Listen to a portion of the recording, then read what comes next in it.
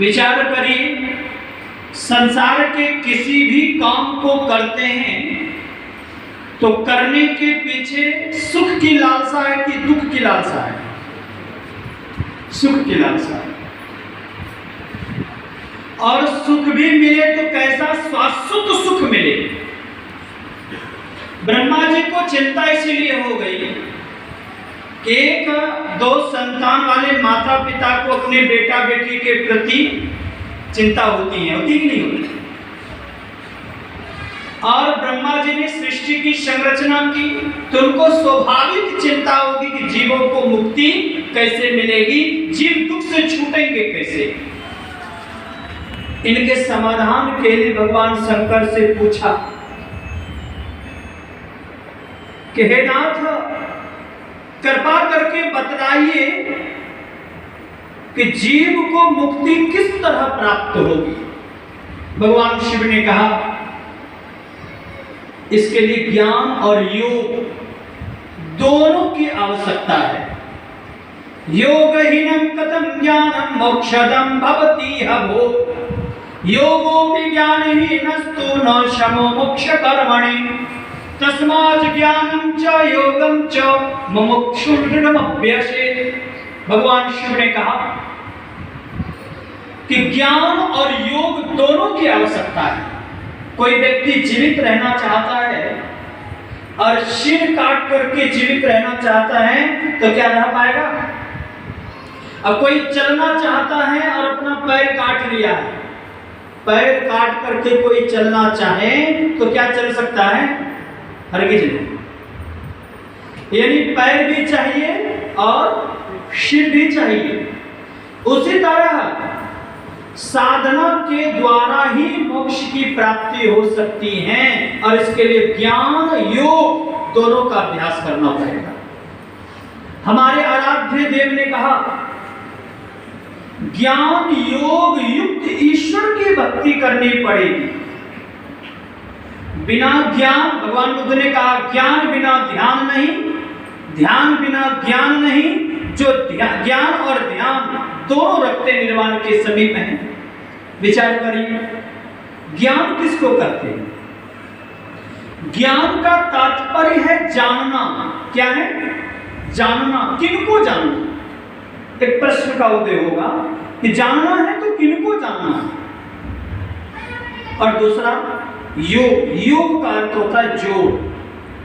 गणित में हम लोग पढ़ते थे योग फल ज्ञात करें, यानी जोड़े। विचार करिए, इसका मतलब है कि किसी से वियोग हुआ है तभी तो योग की आवश्यकता हुई है। तो वियोग किनसे? तो कल के सत्संग में मैंने कहा था कि हम जीव परम पिता परमात्मा से बिछुड़ गए हैं, परमात्मा से अलग हो गए हैं। अब कब? जब परमात्मा की मौज हुई तब।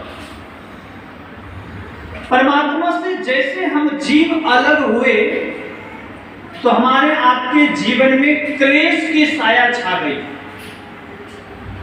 जीवन में क्लेश ही क्लेश रह गया। संत महात्मा लोग कहते हैं कि परमात्मा से बिछुड़े हैं तो पुनः परमात्मा की ओर चले। जैसे अभी आप लोग मानो दक्षिण मुंह होकर के आए हैं और अपने घर को लौटना चाहते हैं तो दक्षिण मुंह चलते चले जाएंगे तो घर लौट जाएंगे ना। तो क्या करना पड़ेगा? उलटना पड़ेगा, है ना? दिशा को बदलना पड़ेगा। संत लोग कहते हैं जगदीश से जगत की ओर हम लोग आए हैं, परमात्मा से संसार की ओर आए हैं। हम अपने जीवन को सुखी बनाना चाहते हैं। कैसे? संसार की वस्तु व्यक्ति को प्राप्त करके। आज होड़ लगा है धनवान बन जाओ, गुणवान बन जाओ, बलवान बन जाओ, कृतिवान बन जाओ। ये तमाम तरह की उपलब्धियां हमारे आपके जीवन में आ जाएगी तो हमारा आपका जीवन सुखमय होगा। यही ना चाहते हैं? ईमानदारी से इतने लोग बैठे हैं, कोई भी व्यक्ति हाथ उठाकर यह कह दीजिए कि संसार की वस्तु से मैं सुखी हो गया। कितने लोग हैं? एक भी नहीं। क्यों नहीं? क्योंकि संसार की वस्तु व्यक्ति के मन को तृष्णावंत बनाता है। जैसे जैसे संसार की वस्तु को लगता क्या है कि आज गुरुजी मैं दुखी हूं तो मेरे पास धन नहीं है इसलिए दुखी हूं। ऐसा लोग कहते हैं ना। कई लोग तो ऐसा कहते हैं गुरुजी आशीर्वाद दो धनवान बन जाओ। गोस्वामी जी के पास गए उन्होंने कहा महाराज आशीर्वाद दे दो। कहा कैसा आशीर्वाद? कहा गुरुजी धनहीन हो धनवान बनने का आशीर्वाद दे दो। गोस्वामी जी ने कहा धनवान बनोगे तो क्या होगा? कहा धनवान बन जाऊंगा तो जीवन सुख में हो जाएगा। तो गोस्वामी तुलसीदास जी महाराज ने कहा एक काम करो पहले धनवान से जाकर के पूछो क्या वे सुखी हैं। तो बेचारे धनवान के पास गए तो उन्होंने कहा मुझे सुख नहीं है। राजा को सुख है। राजा के पास गए तो उन्होंने कहा सुख मुझे नहीं चक्रवर्ती को है। चक्रवर्ती के पास गए तो उन्होंने कहा मुझे भी सुख नहीं इंद्र को है। आखिरकार बेचारे लोग करके चले आए। उन्होंने कहा जिनसे भी मैंने पूछा उन्होंने कहा मुझे सुख नहीं है सुख आगे वाले को है। यानी धनीन धनवान राजा राजा चक्रवर्ती इंद्र के चतुरानन सुखी अर्थात ब्रह्मा जी। गोस्वामी तुलसीदास जी महाराज ने कहा धनहीन कहे धनवान सुखी धनवान कहे सुख राजा को भारी। राजा कहे चक्रवर्ती सुखी चक्रवर्ती कहे सुख इंद्र को भारी। इंद्र कहे चतुरानन सुखी चतुरानन कहे सुख विष्णु को भारी। इस पर तुलसीदास जी महाराज को नहीं रहा गया। तुलसीदास विचारी कहे हरि भक्ति बिन सब जीव दुखारी। जब तक कि प्रभु की भक्ति नहीं करेंगे भगवान का भजन नहीं करेंगे तो जीवन के क्लेश का निश्चय कभी भी नहीं हो सकता है। हाँ जिनके मन में ऐसे कामना है कि मैं धनवान बनने से मेरे पास धन हो जाए धनवान बन जाऊंगा तो जीवन सुखी हो जाएगा। विचार करके देखिए जब कभी आपके पास संपत्ति थोड़ी सी होगी तो आपके मन में कामना जगी होगी काश यदि 100 का मालिक बन जाता तो बड़ा अच्छा। 10 के भी मालिक थे तो आपके मन में कामना जगती 100 के मालिक हो जाता तो बड़ा अच्छा होता। 100 हो गया तो अब नहीं चाहिए। 100 के बाद 1000 का मालिक बन जाता तो बड़ा अच्छा हो। 1000 के मालिक बने तब आपके मन में जगता है काश यदि लाख का मालिक हो जाता ना तो फिर जीवन और भी आनंद में हो जाता।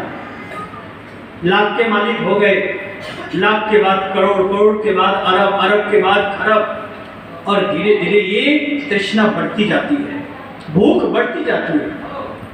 संत लोग कहते हैं संसारिक वस्तु व्यक्ति के द्वारा आज दिन तक किसी को सुख नहीं मिला बल्कि वो तृष्णा धीरे धीरे बढ़ती जाती है। अर्थात जो संपत्ति के द्वारा अपने जीवन को सुखी बनाना चाहते हैं उनका मन तृष्णावंत होता है। मृग तृष्णा हमारे बुद्ध ने क्या कहा संसार का सुख कैसा है तो मृग तृष्णा के समान।